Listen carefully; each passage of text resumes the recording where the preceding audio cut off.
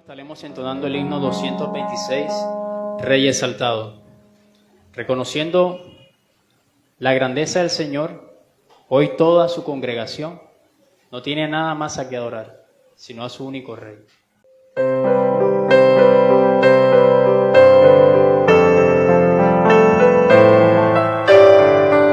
exaltado en gloria es Cristo Jesús, y le alabo. Rey exaltado por siempre es Cristo y yo le alabaré.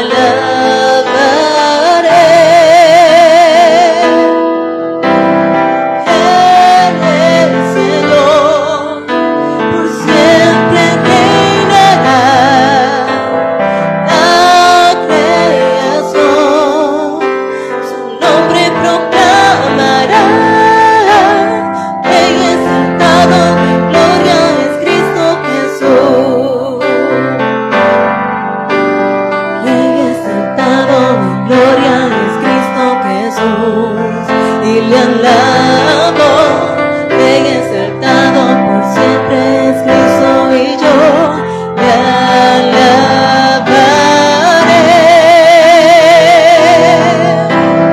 Él es Señor, por siempre reinará.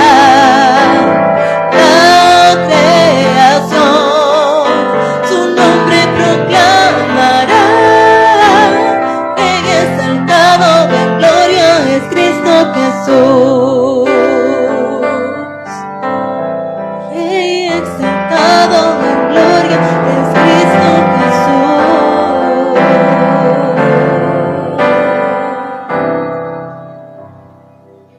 Buenos días. Bueno, vamos a abrir nuestras Biblias. Vamos a abrir nuestras Biblias en Hebreos, Epístola a los Hebreos. Epístola a los Hebreos, capítulo 7. Vamos a leer desde el versículo 22 al versículo 28 y vamos a ponernos todos de pie para leer la palabra de nuestro Señor. Hebreos capítulo 7, versículos 22 al 28. 22 al 28. Hebreos 7, versículo 22 al 28. Dice la palabra de nuestro Señor. Por tanto, Jesús es hecho fiador de un mejor pacto.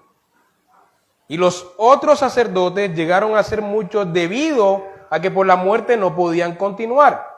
Mas este, por cuanto permanece para siempre, tiene un sacerdocio inmutable, por lo cual también puede salvar perpetuamente a los que por él se acercan a Dios, viviendo siempre para interceder por ellos.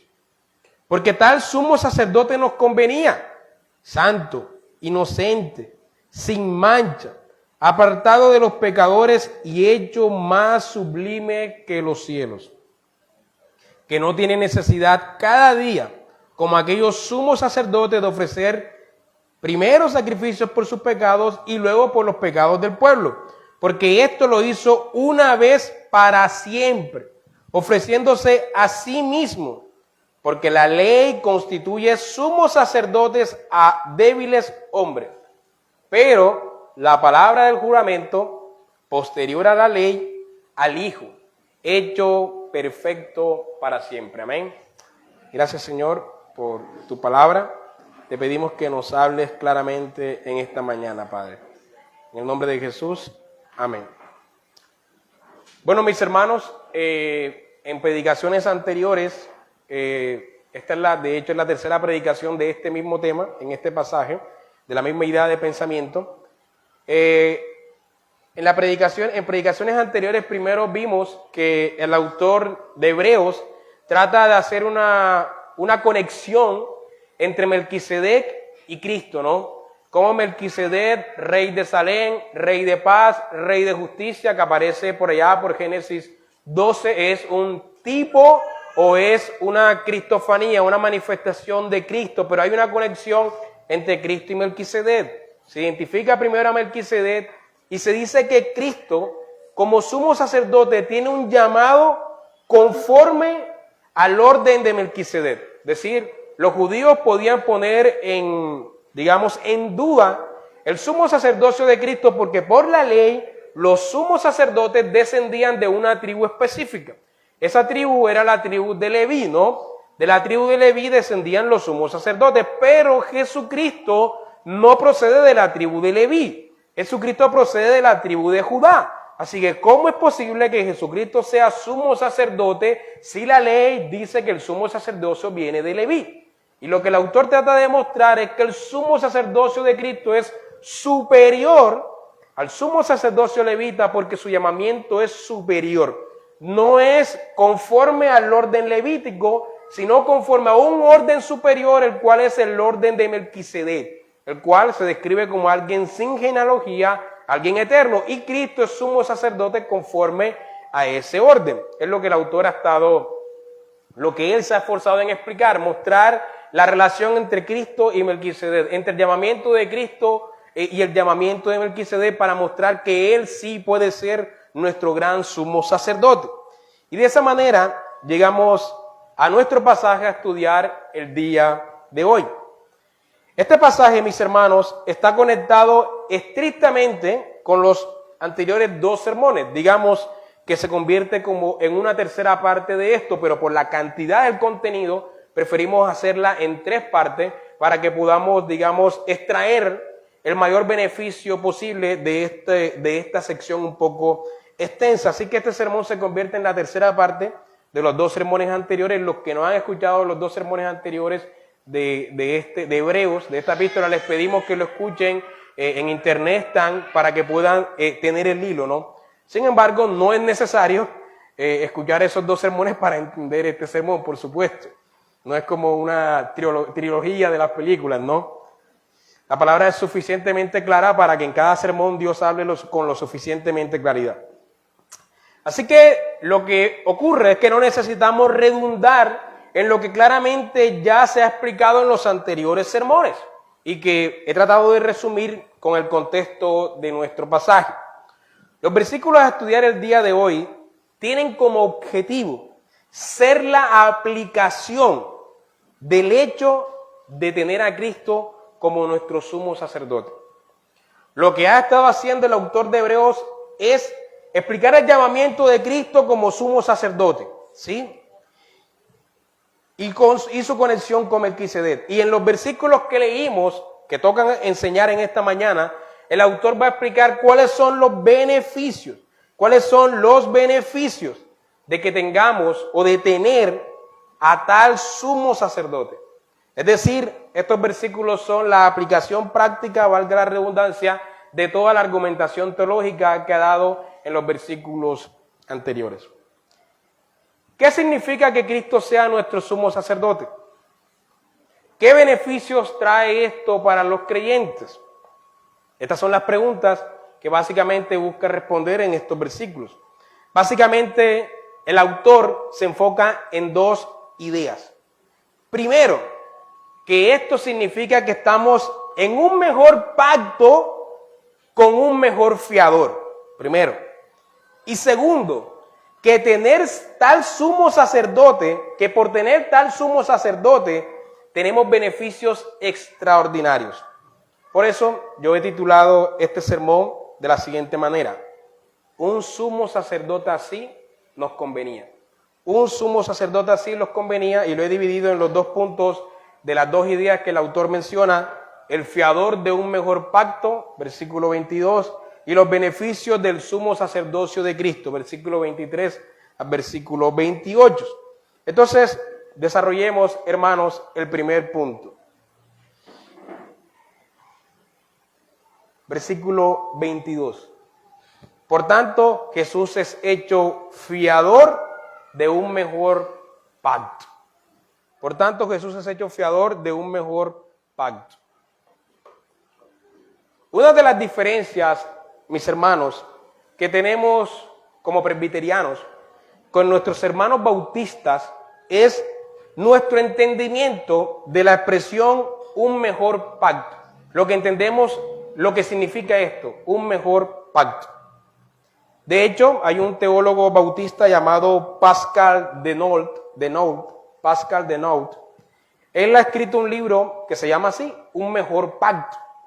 en donde él se esfuerza en explicar el entendimiento de nuestros hermanos bautistas de lo que significa esta expresión, qué significa un mejor pacto. Para ellos, un mejor pacto significa que este pacto es inviolable. Recordemos, mis hermanos, lo que es un pacto. Un pacto es un acuerdo, ¿sí? Un pacto es un acuerdo entre dos o más personas que están ligadas formalmente, ¿sí? Como un contrato, están ligadas formalmente entre dos o más personas, ligadas formalmente, y que tal relación posee obligaciones, como todo contrato, promesas y posee privilegios, ¿sí? Es decir, un pacto en términos sencillos para que nosotros los comprendamos es un contrato con obligaciones, con promesas, con deberes, con privilegios, ¿sí? Eso es un pacto, un acuerdo entre dos o más personas. Ahora bien, lo que nuestros hermanos argumentan es que este nuevo pacto no se puede romper. Este nuevo pacto no se puede romper, no se puede violar. Es decir, nadie puede incumplir este acuerdo en este nuevo pacto. Así que dentro de este pacto no hay nadie que pueda incumplir los deberes de este contrato.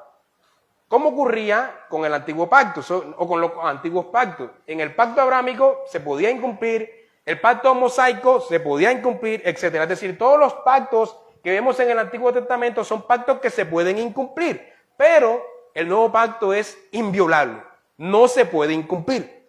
Así que lo que ellos aseguran es que la membresía de este pacto, de este nuevo pacto, es una membresía regenerada, ya que este pacto no se puede romper, entonces sus miembros todos tienen que ser regenerados, ¿sí? Los regenerados no van a incumplir el pacto. Así que no puede haber dentro del pacto personas que no sean elegidas. Por tanto, esto lleva a la consecuencia lógica de que los hijos pequeños no sean considerados como miembros del pacto, ¿sí? No pueden ser considerados como miembros del pacto o de la iglesia, porque no sabemos si son regenerados o no. A menos que los niños crezcan y den evidencias de ser regenerados, no pueden ser tenidos como miembros de la iglesia ni como miembros del pacto, porque este es un mejor pacto, a diferencia de los pactos anteriores que sí se podían incumplir. Así que lo que ellos razonan es de la siguiente manera. El antiguo pacto o los antiguos pactos tenían en su membresía a personas que eran elegidas y no elegidas. Pero esto hacía que estos pactos fuesen defectuosos. Eran unos pactos con defectos y que se podían romper y que se podían violar. Pero el nuevo pacto es diferente. El nuevo pacto no se puede romper, el nuevo pacto no se puede violar y por esa razón no es defectuoso y por eso esto significa que en su membresía solamente hay personas elegidas y regeneradas. Y este es el entendimiento de nuestros hermanos bautistas de la expresión un mejor pacto, ¿sí? Un pacto que no se puede romper. Ahora bien, para nosotros, mis hermanos, esto no puede significar la expresión un mejor pacto, no lo puede significar. Nosotros nos preguntamos, ¿cómo un pacto que supuestamente excluye a nuestras familias, excluye a nuestros hijos de la relación especial con Dios, va a ser mejor que un pacto donde nuestras familias e hijos eran tratados como miembros de una relación especial con Dios? ¿Cómo puede ser mejor que un pacto que sí permitía esto? ¿Cómo un pacto que no tiene a nuestras familias y a nuestros hijos como miembros de la relación especial con Dios va a ser mejor a pactos que sí permitían esa relación? ¿Sí? Matthew Henry hace las siguientes preguntas. Si la simiente de los creyentes, es decir, nuestros hijos, los hijos de los creyentes, quienes fueron incluidos en el pacto y tienen el derecho de iniciación bajo el Antiguo Testamento, van a ser ahora puestos fuera del pacto y privados de ese derecho, entonces, hermanos, atención a esto que dice Matthew Henry, los tiempos de la ley estaban más llenos de la gracia que los tiempos del Evangelio, lo cual es absurdo.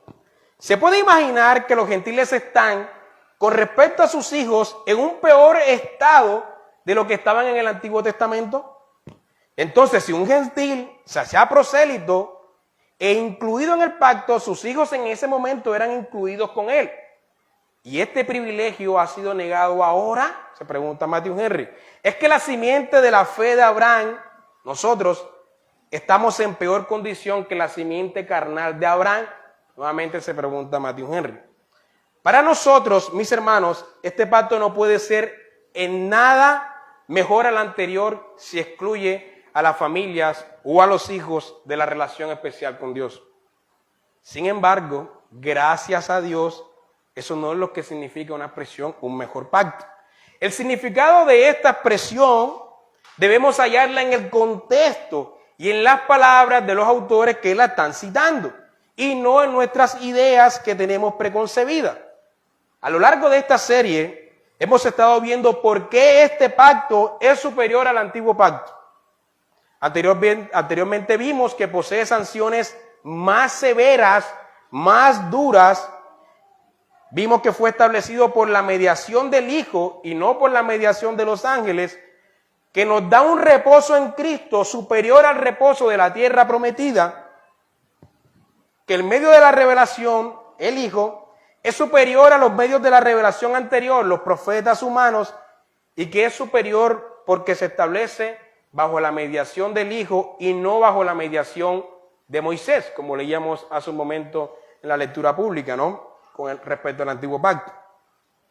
En ninguna parte de las Escrituras hallaremos que se nos explique que este pacto es superior al antiguo por su membresía regenerada. El enfoque, mis hermanos, el enfoque siempre está en la obra de Cristo, nunca en la membresía del pacto. El enfoque siempre está en la superioridad del mediador. El enfoque siempre está en lo que Él hace por nosotros y no en lo que nosotros hacemos. Eso mismo es lo que ya hemos visto en las anteriores prédicas de nuestra serie, y eso mismo es lo que nos explican los versículos a estudiar el día de hoy, y eso mismo es lo que nos explicará el autor en los siguientes capítulos a estudiar a lo largo de esta serie. Entonces preguntémonos, en nuestro contexto, en el contexto de nuestro pasaje, ¿qué significa la expresión un mejor pacto? ¿Por qué este es un mejor pacto? En primer lugar, mis hermanos, el autor es claro en decirnos porque tenemos un mejor ¿qué? Fiador. Porque tenemos un mejor fiador. ¿Qué es un fiador? Bueno, un fiador es una garantía. Un fiador es una persona que sirve como garantía en el caso de que tú incumplas con tus deberes. Para ilustrarlo en nuestro contexto, cuando vas a hacer un préstamo con el ICETEX, ¿no? Esta institución te presta el dinero para tus estudios, por supuesto, pero necesitas un fiador, ¿sí? Un fiador es aquel que va a asumir la deuda en caso de que tú no logres pagar el préstamo. Ese es un fiador. El fiador es aquel que asume la responsabilidad en el caso de que otro falle. El fiador es aquel que coloca su buen nombre como garantía por si tú llegas a incumplir, ¿no? El fiador no recibe los beneficios. Él solo toma las responsabilidades en caso de que aquel que recibió los beneficios los incumple. El fiador asume una responsabilidad que no le corresponde y sin ningún beneficio a cambio. Eso es un fiador, ¿no? Vamos a seguir ilustrando el tema con el ICETEX. El ICETEX te presta 40 millones en dinero, 40 millones de pesos para tus estudios. Eso es poquito, ¿no? El ICETEX presta más. Solamente es un ejemplo. 40 millones de pesos para tus estudios aquí en Colombia o en el exterior. Ok. ¿Cuál es el compromiso? El compromiso es que usted cuando se gradúe y comience a trabajar, usted le devuelva al ICETEX el préstamo con sus respectivos intereses, ¿cierto? Entonces eso es un contrato que usted hace con el ICETEX. Eso es un pacto que usted firma con el ICETEX. Es un contrato, un pacto. El fiador Es una tercera persona que aparece en esta ecuación. El fiador no recibe el préstamo de los 40 millones. Él no huele un peso. Sin embargo, el fiador es el que se hace responsable de la deuda si tú no pagas. No recibe ningún beneficio a cambio. Y en cambio se hace responsable de toda la deuda. Hermanos, esa es la razón por la que ningún desconocido, por la que nadie quiere ser fiador de un desconocido. ¿Sí? Los únicos que estarán dispuestos a ser fiador de usted son sus familiares más cercanos. Su papá, su mamá, sus hermanos, sus abuelos, más nadie. Es decir, que si entre su círculo cercano usted no tiene un fiador, no lo va a encontrar en ninguna parte. ¿Sí? Bueno, de acuerdo a nuestro pasaje, Cristo es ese fiador del pacto. Tú estás en pacto con Dios. Estás en un pacto que vas a incumplir una y otra vez. Estás en un pacto donde no cumplirás con tus obligaciones y con tus deberes. Pero Cristo como fiador es el que asume el compromiso y la deuda en tu lugar. En el antiguo pacto se supone que los fiadores eran los hombres y los sacrificios. Los fiadores eran los sacerdotes humanos imperfectos que violaban una y otra vez sus deberes como sacerdotes.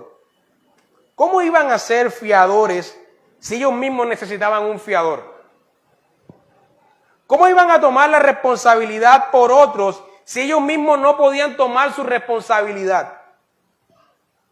Los fiadores también eran los sacrificios de animales, pero ¿cómo la sangre del animal iba a ser fiadora si también era una sangre pecadora? Sí, porque los animales también están sujetos al pecado como toda la creación. De ahí que los judíos tenían que ver en el sacerdocio y en el sistema de sacrificios tipos y sombras. Sombras que anunciaban al verdadero sumo sacerdote y al verdadero sacrificio. Simplemente eran símbolos que estaban anunciando a alguien perfecto, a un sumo sacerdote perfecto, a un verdadero cordero que quita el pecado del mundo. Su fe no debía estar puesta en el sacerdote humano en sí, sino en el sacerdote perfecto que estos sacerdotes humanos tipificaban. Su fe no debía estar en la sangre de los animales en sí, sino en la sangre de aquel cordero perfecto que estos animales tipificaban. Lo único que debía servir como garantía en los anteriores pactos eran las promesas de Dios. Recordemos, mis hermanos, esa fue la garantía para Abraham, ¿no? Cuando estudiamos el pasaje de Abraham. Abraham se aferró a las promesas y a las palabras de Dios como su garantía. Dios lo dijo. Y no pudiendo jurar por alguien mayor, Dios juró por sí mismo. Y eso funcionó como garantía para Abraham, la promesa de Dios. Pero ahora en el nuevo pacto se nos dice que aquel a quien los sacrificios de animales anunciaban, ¿sí? Aquel a quien los sacerdotes humanos tipificaban, ese ha venido como la realidad de todos esos símbolos, de todas esas sombras, y se ha convertido en el fiador de un mejor pacto por su intercesión como un sacerdote inmutable, sacerdote que no cambia, y por su sacrificio hecho una sola vez y para siempre. Mi hermano, ese es tu fiador, Cristo. Su obra es la garantía de tu salvación. Si incumples el pacto, recuerda que tienes a un poderoso fiador en beneficio tuyo, ¿sí? En segundo lugar, los beneficios del sumo sacerdocio de Cristo. Versículo 23. Todo esto va conectado con el tema del fiador. Y los sacerdotes llegaron a ser muchos, debido a que por la muerte no podían continuar. Mas este, por cuanto permanece para siempre, tiene un sacerdocio inmutable, por lo cual también puede salvar perpetuamente a los que por él se acercan a Dios, viviendo siempre para interceder por ellos. Hermanos, porque tal sumo sacerdote así nos convenía. santo, inocente. Otras traducciones dicen inmaculado, sin mancha, apartado de los pecadores y hecho más sublime que los cielos. Que no tiene necesidad cada día, como aquellos sumos sacerdotes, de ofrecer primero por sus propios pecados y luego por los del pueblo. Porque esto lo hizo una vez para siempre, ofreciéndose a sí mismo.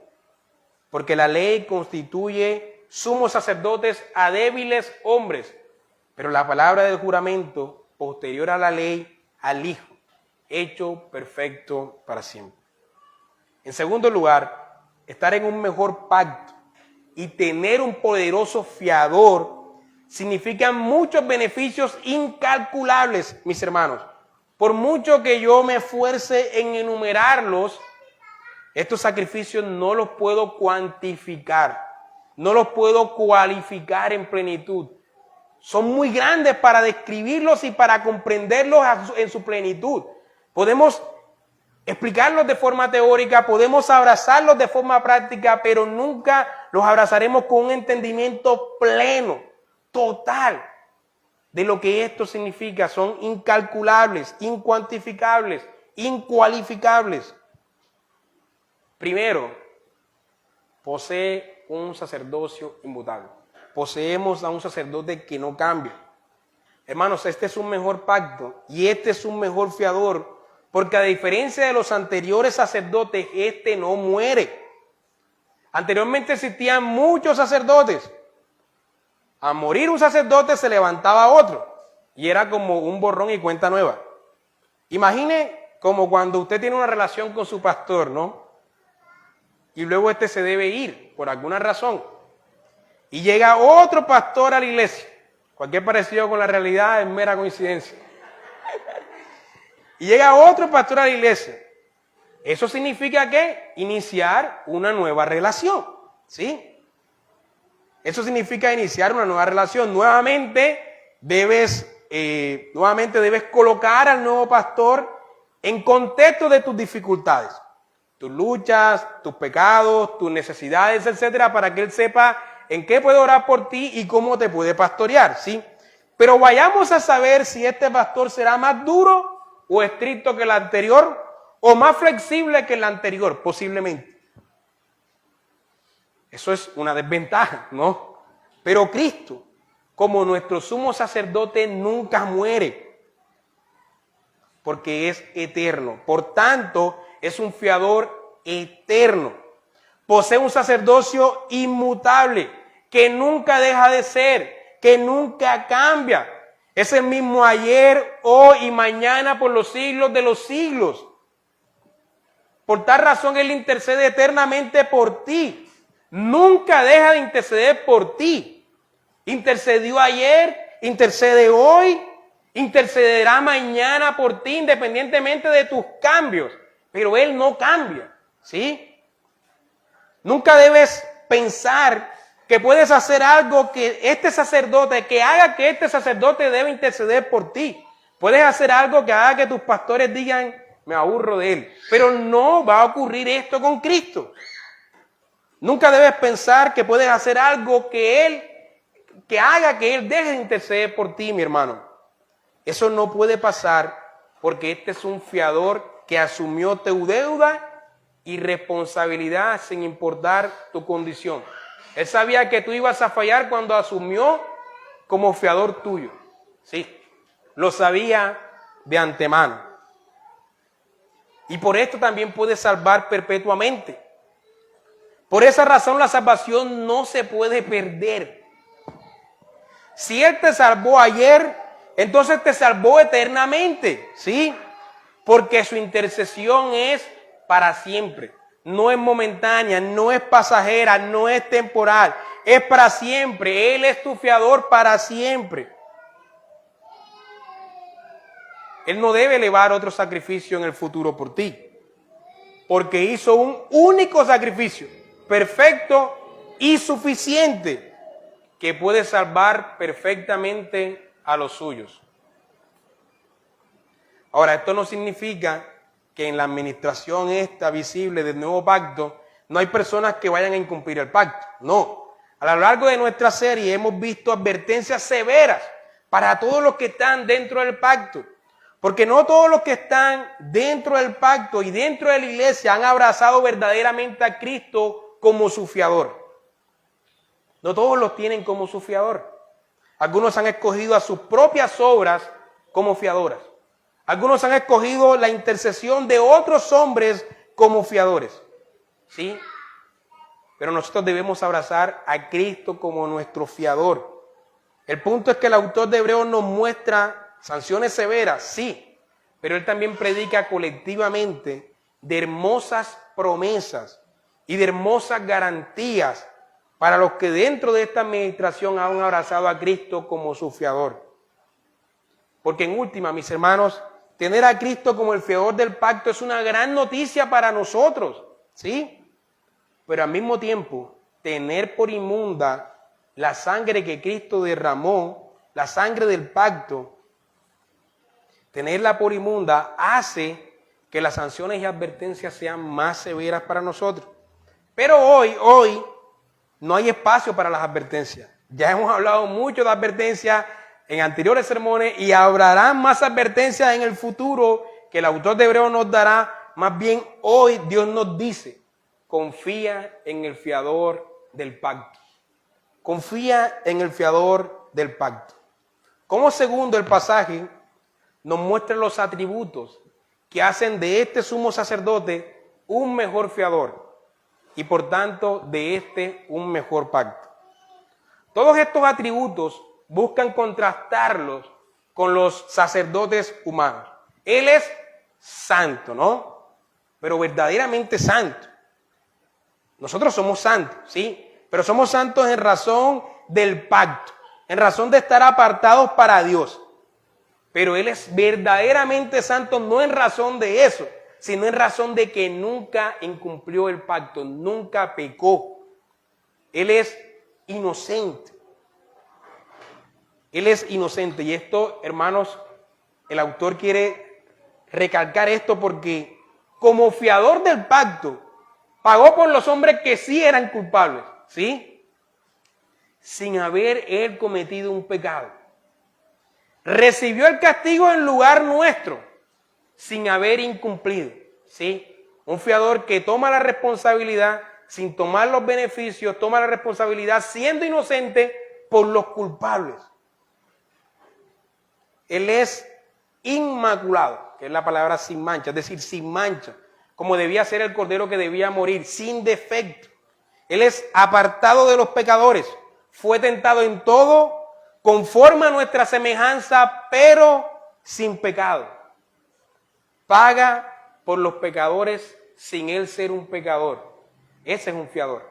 Paga por los pecadores sin él ser un pecador. Y fue hecho más sublime que los cielos. Esto significa, mis hermanos, que fue exaltado más allá de los cielos como resultado de su sacrificio y de su obediencia perfecta.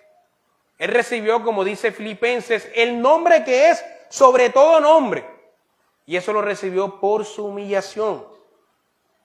Él traspasó los cielos por su sacrificio. Y su sacrificio fue aceptado en su resurrección, como veremos más adelante. Y Él es hecho perfecto para siempre. De forma inmutable es perfecto. No hay falla en Él. No hay imperfección en Él. No hay pecado en Él. Ha sido hecho perfecto para siempre. Por tanto puede interceder siempre por los suyos. Por eso, mis hermanos, un sacerdote así nos convenía. Un sumo sacerdote así nos convenía. Uno conforme al orden del Melquisedec, uno conforme a la palabra del juramento, un fiador establecido con juramento. Hermanos, recordemos que los violadores del pacto son los apóstatas, ¿no? Como vimos en anteriores sermones. Aquellos que niegan a Cristo abiertamente, tanto de forma práctica como de forma intelectual y consciente. Son aquellos que habiendo creído en Cristo se apartaron y le negaron totalmente. Estos nunca tuvieron a Cristo como su fiador porque nunca lo abrazaron realmente. Hicieron parte del pacto, pero nunca abrazaron verdaderamente a Cristo como su fiador y sumo sacerdote. Pero por el contrario, mi hermano que estás aquí perseverando, si tú has creído verdaderamente en Cristo como tu sustituto, si tú has creído verdaderamente que Él es tu justicia, entonces dentro del pacto tienes a Cristo como tu fiador. Él nunca dejará de interceder por ti. Él es tu garantía. Tú siempre incumplirás con tus deberes en el pacto, pero Él, como tu fiador, toma la responsabilidad y recibe las consecuencias en tu lugar.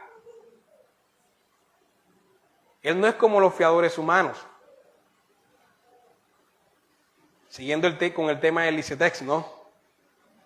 Los fiadores humanos pueden también quedar mal. Si tú quedas mal con el licetex, es posible que tu fiador no asuma la responsabilidad y también quede mal con el licetex, ¿sí? Pero este fiador divino humano no hará eso. No te dejará metido, como decimos aquí, ¿no? Él siempre tomará tu lugar sin importar el tamaño de la deuda. No hay deuda tan grande que haga que Cristo deje de ser tu fiador en el pacto. No hay deuda tan grande que le quede a Él grande, mi hermano. Tú puedes fallar, por supuesto, pero Él no fallará. Tú puedes incumplir, pero Él no incumplirá. Tú puedes decepcionar, pero Él no decepcionará. Él es tu fiador, hermano. ¿Cuánto consuelo hay en esto? Él es el fiador del pacto. Mi fiador. Donde yo fallo, Él redime.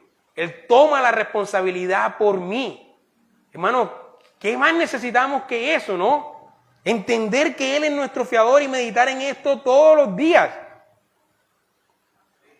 Mi hermano, recuerda que Él se ofreció por ti, aunque tú le hiciste mal. Porque puede que algún familiar tuyo o alguien al que le hiciste bien quiera tomar tu lugar como fiador. Seguramente yo seré fiador de mis hijos, ¿sí? Pero Él muestra su amor para con nosotros en que siendo pecadores se entregó por nosotros. Tú le hiciste mal y aún así Él tomó tu lugar. Gloria a Dios por eso, mi hermano.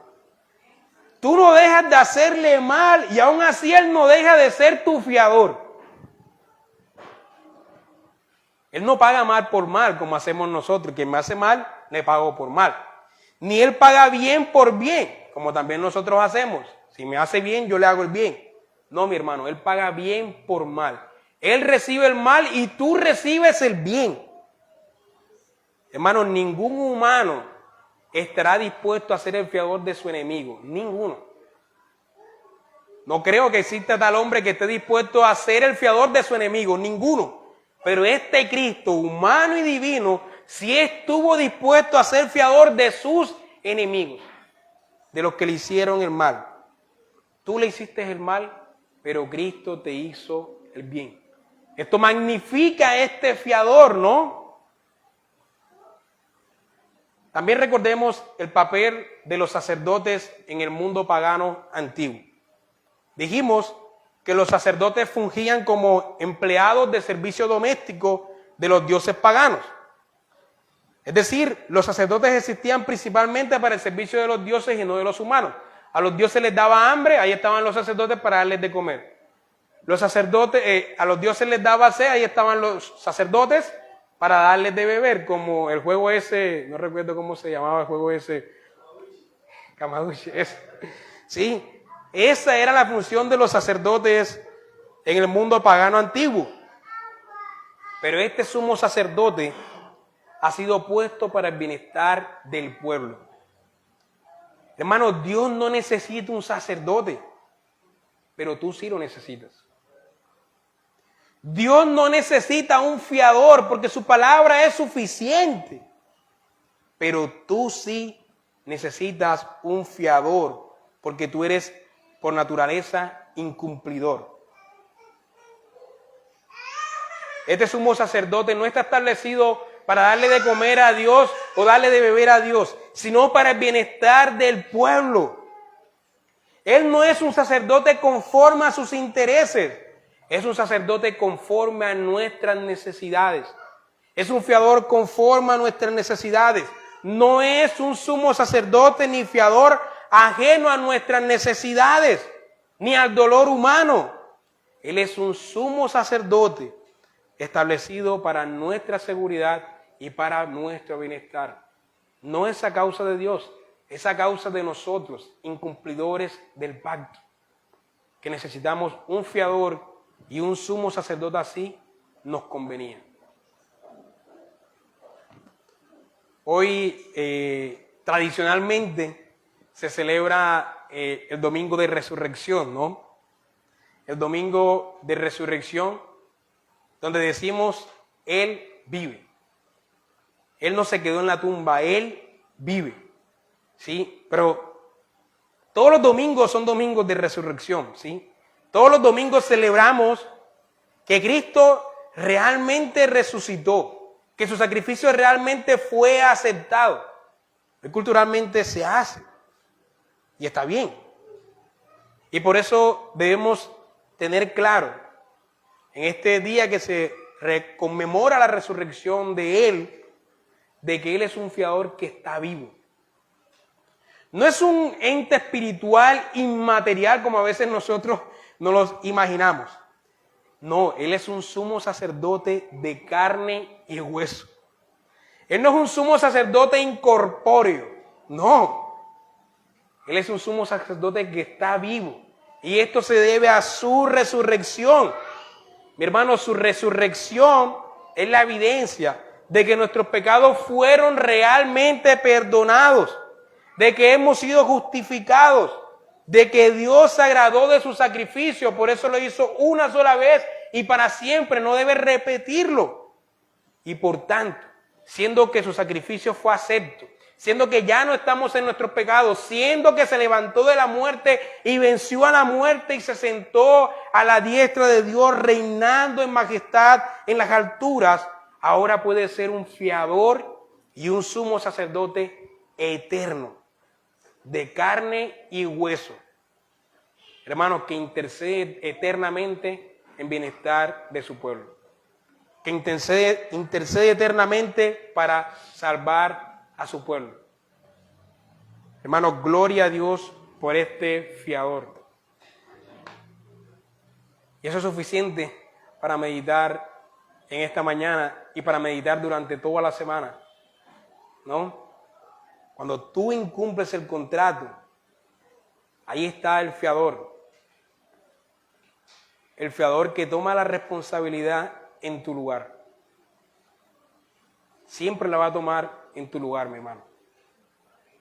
Consuélate de eso. Un fiador así nos convenía. Un sumo sacerdote así nos convenía. Amén.